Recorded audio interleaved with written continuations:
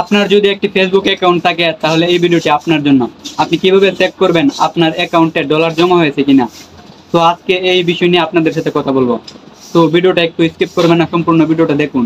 আপনার অ্যাকাউন্টে কতগুলো ডলার জমা হয়েছে এবং কি কি করলে আপনার অ্যাকাউন্টে ডলার আসবে সেই বিষয়ে আজকে কথা বলবো। তো চলুন ভিডিও শুরু করা যাক।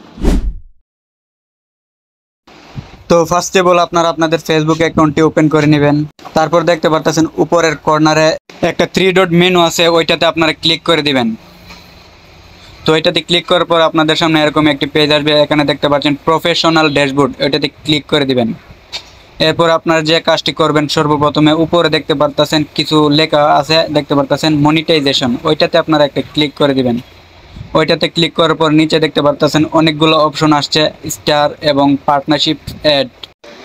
আমি এখানে লাস্ট 28 দিনে আর্নিং হয়েছে আমার 1 সেন্ট, আর স্টার আসছে 1 স্টার রিসিভ হয়েছে, কারণ আমার অ্যাকাউন্টে ফলোয়ার অনেক কম।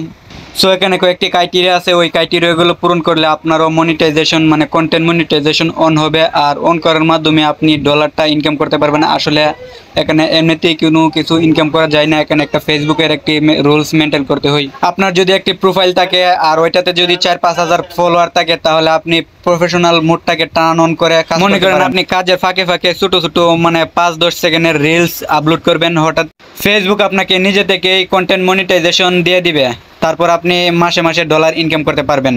আশা করি আজকে আমার ভিডিওটি আপনি বুঝতে পারছেন, আর আমার ভিডিওটি দেখে যদি আপনি উপকৃত হয়ে থাকেন তাহলে অবশ্যই আমার পেজটিকে ফলো দিয়ে আমাদের পাশেই থাকবেন। ধন্যবাদ সবাইকে। আজকের মতো ভিডিও এখানেই শেষ করে দিলাম।